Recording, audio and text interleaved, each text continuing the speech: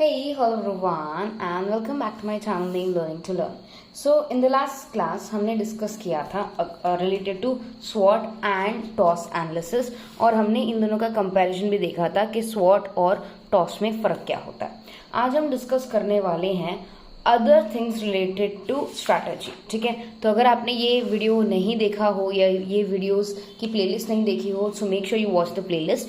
Top right corner में यहाँ पर आपको मिल जाएगा वो playlist and you will be able to understand each and everything in a very simple manner. So will start with strategic analysis today. Strategic analysis में हमने स्वॉट और टॉस एनालिसिस कर लिया है. सो सबसे पहले स्ट्रैटेजिक एनालिसिस क्या होता है मैं आपको वो बताना चाहूंगी. तो प्लीज ये वीडियो पे अच्छे से कॉन्सेंट्रेट कीजिए, बहुत अच्छे से देखिए so that it will help you to learn more and more. So, सबसे पहले स्ट्रैटेजिक एनालिसिस का मतलब कोई भी ऐसा एनालिसिस होता है जहां पे आप स्ट्रैटेजी फॉर्मुलेट करने वाले हैं for one particular thing. Okay, अब स्ट्रैटेजिक एनालिसिस में portfolio analysis, BCG model, Ansoff, ADL, General Electric model, ये सारे बाकी हैं. तो अगर आपने ये सारे नहीं पढ़े हों तो अभी के वीडियोस और इसके आगे के वीडियोस आपको बहुत ध्यान से देखने पड़ेंगे और ये सब्जेक्ट आपके काम आएगा बीकॉम में, एमकॉम में, बीबीए में, एमबीए में, सीएस में, सीए में. So at different fields of your examination this will be really helpful and even in various competitive exams. So you have to be very very careful कि आप क्या पढ़ रहे हो एंड कैसे पढ़ रहे हो. ठीक है, so let's start with portfolio analysis first. Portfolio analysis सबसे इजी है. पोर्टफोलियो एनालिसिस के अंडर आता है SBU, that is called strategic business unit, experience curve and product life cycle. तो सबसे पहले आज हम करते हैं पोर्टफोलियो एनालिसिस क्या होता है. पोर्टफोलियो एनालिसिस का मतलब है it is a tool by which management identifies and evaluates various businesses that make up a company.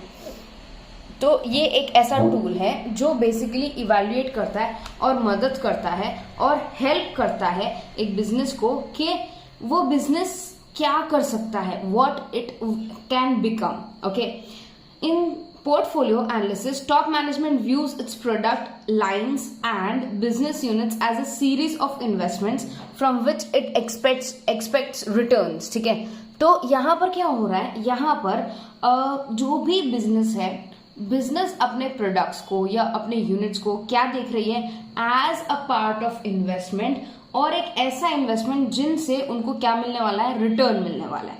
ठीक है, the best business portfolio is the one that best fit the company's strength and weakness to opportunities in the environment.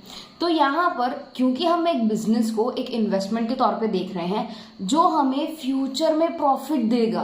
Of course business को हम क्या देख रहे हैं, as an investment देख रहे हैं जो हमें फ्यूचर में प्रॉफिट देगा. तो यहाँ पर एक बेस्ट बिजनेस कौन सा होगा, एक बेस्ट बिजनेस वो होगा जो कंपनी के स्ट्रेंथ के साथ रहे, मतलब जो कंपनी के प्लस पॉइंट्स है, पॉजिटिव पॉइंट्स है, उनको और एनहांस करे और वीकनेस को कम करे, अपॉर्चुनिटीज को ग्रैब करे मार्केट में. तो ये हमारे लिए सबसे बेस्ट बिजनेस होगा. नेक्स्ट पॉइंट पढ़ते हैं. The main advantage of adopting a portfolio approach is a multi product multi business firm that resources could be channelised at the corporate level to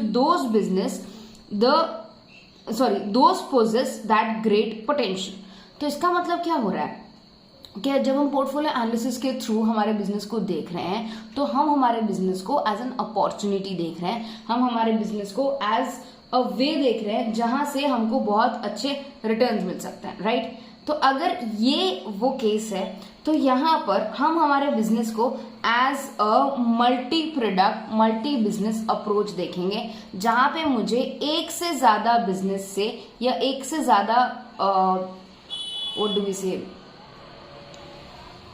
product से प्रॉफिट मिल रहा है और मैं ऐसे business या ऐसे प्रोडक्ट को सबसे ज्यादा प्रमोट करूंगी जो मुझे ज्यादा से ज्यादा प्रॉफिट जनरेट करके देगा, जिसके पास ग्रेट पोटेंशियल है to create more and more sales in the market. Okay, in order to design the business portfolio, the business must analyze its current business portfolio and decide which business should receive more less और no investment. तो business portfolio के हिसाब से हमें क्या decide करना पड़ेगा, business portfolio के हिसाब से हमें ये डिसाइड करना पड़ेगा कि किस बिजनेस में ज्यादा पोटेंशियल है, किस बिजनेस को ज्यादा इन्वेस्टमेंट की जरूरत है, किस बिजनेस में कम पोटेंशियल है, किस बिजनेस को कम पैसे की जरूरत है, और कौन सा बिजनेस ऐसा है जो सिर्फ लॉसेस क्रिएट कर रहा है और उसको बंद करने की जरूरत है या डिसइन्वेस्टमेंट की जरूरत है. So this was the portfolio analysis. तो जैसे आप पोर्टफोलियो एक शेयर्स बास्केट ऑफ शेयर्स बनाते हो ना पोर्टफोलियो के लिए, तो यहाँ पे आप बास्केट ऑफ बिजनेस बना रहे हो. अप्रोच सेम है, ठीक है, almost you can say thinking भी सेम है, ऑब्जेक्टिव भी सेम है. ओनली द थिंग इज वहां पे बास्केट ऑफ शेयर्स बनाते हो आप, ये बास्केट्स ऑफ इन्वेस्टमेंट्स बनाते हो, यहाँ पे बास्केट्स ऑफ बिजनेस बना रहे हो, ये बास्केट्स ऑफ प्रोडक्ट्स बना रहे हैं. ठीक है, I hope this is very very clear. अगर इसमें कोई डाउट हो तो प्लीज कमेंट सेक्शन में मेंशन कीजिएगा. I would love to help you everyone. Now strategic business unit. Strategic business unit portfolio का एक पार्ट है. पोर्टफोलियो का जो पहला पार्ट आप देख रहे हैं यहाँ पर, that is strategic business unit. तो आपको डायग्राम इसी तरह बनाना है सो दैट यू अंडरस्टैंड के सबका रिलेशन एक दूसरे से कैसा है. ठीक है, सबसे पहले स्ट्रैटेजिक बिजनेस यूनिट देखते हैं. स्ट्रैटेजिक बिजनेस यूनिट एक बहुत सिंपल कॉन्सेप्ट है. मैं ये पढ़ने से पहले आपको थोड़ा एक ब्रीफ कर देती हूँ. स्ट्रैटेजिक बिजनेस यूनिट का मतलब होता है कोई भी ऐसा बिजनेस जिसके डिपार्टमेंट्स को, जिसके पार्ट्स को आप अलग अलग कर सकते हो, और हर एक पार्ट के लिए, हर एक बिजनेस के लिए, हर एक सब बिजनेस के लिए, हर एक प्रोडक्ट के लिए आप अलग यूनिक स्ट्रैटेजी बना सकते हो. और वो यूनिक स्ट्रैटेजी सब फॉलो नहीं करेंगे, सिर्फ वो पर्टिकुलर प्रोडक्ट, वो पर्टिकुलर डिपार्टमेंट या वो पर्टिकुलर बिजनेस ही उसको क्या करेगा, फॉलो करेगा. That is called strategic business unit. Okay, तो यहां पर क्या होता है, यहां पर हम हर एक बिजनेस को इंडिविजुअल अटेंशन देते हैं, हर एक बिजनेस या हर एक प्रोडक्ट को इंडिविजुअल इंपॉर्टेंस देते हैं, जिससे हम बेटर समझ पाते हैं उस प्रोडक्ट को, और वो प्रोडक्ट बेटर परफॉर्म कर पाता है बिकॉज हमने बहुत सारा काम किया उस पर. करेक्ट. सो एनालाइजिंग पोर्टफोलियो में begin with identifying key business, also termed as strategic business unit. तो हर एक बिजनेस को जिसको मैं अलग अलग कर रही हूँ ना, हर एक बिजनेस को, हर एक प्रोडक्ट को जिसमें एकदम अलग से ट्रीट कर रही हूँ, जिसके लिए अलग से स्ट्रैटेजी बना रही हूँ, उसे मैं क्या कहूंगी, स्ट्रैटेजिक बिजनेस यूनिट. तो अगर मैं एक एग्जांपल लूँ, रिलायंस इंडस्ट्रीज. रिलायंस इंडस्ट्री में we have Reliance Petroleum, Reliance Infrastructure, Reliance Jewellery, Reliance Finance, Reliance Fresh, Reliance Supermarket. ये सारे क्या हो जाएंगे, ये सारे स्ट्रैटेजिक बिजनेस यूनिट हो जाएंगे. क्यों? क्योंकि हर एक स्ट्रैटेजिक बिजनेस यूनिट एक पर्टिकुलर चीज पे फोकस कर रहा है, दूसरी पर्टिकुलर चीज पे नहीं. Strategic business unit is a unit of the company that has a separate, एकदम अलग mission, objectives which can be plan independently. हम किसी और के बेसिस पे प्लान नहीं करेंगे, हम खुद प्लान करेंगे फ्रॉम अदर कंपनी बिजनेस. तो हम क्या कर रहे हैं, दूसरी कंपनी बिजनेस से या दूसरे पार्ट से एकदम अलग होके हम हमारा अपना own objective, decisions, mission, vision सब कुछ रख रहे हैं. The SBU can be a companies division, a product line with in the division, और इवन अ सिंगल प्रोडक्ट या ब्रांड. तो जैसे कि मैंने कहा था कि पूरे ब्रांड के अंदर ये एक प्रोडक्ट हो सकता है, एक डिपार्टमेंट हो सकता है, एक सेपरेट बिजनेस हो सकता है, बट ये आपके बिजनेस का, मेन बिजनेस का एक हिस्सा होगा, एक पार्ट होगा. And SBU has the following characteristics. तो ये बहुत इंपॉर्टेंट है, 3 कैरेक्टरिस्टिक्स बहुत ध्यान से सुनिएगा. A single business or collection of related business that can be planned separately. तो हमें क्या चाहिए, हमें एक बिजनेस चाहिए, एक सिंगल बिजनेस चाहिए, या ग्रुप ऑफ बिजनेस चाहिए जिनको हम अलग अलग क्या कर सकते हैं, प्लान कर सकते हैं. Has own set of competition, इनके पास इनके खुद के सेट ऑफ कॉम्पिटिटर्स होते हैं. ठीक है.